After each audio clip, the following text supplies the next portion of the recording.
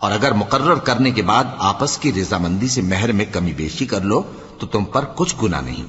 بے شک اللہ سب کچھ جاننے والا ہے، حکمت والا ہے۔ اور جو شخص تم میں سے مومن آزاد عورتوں سے نکاح کرنے کا مقدور نہ رکھے تو مومن باندیوں ہی سے جو تمہارے قبضے میں آ گئی ہوں نکاح کر لے،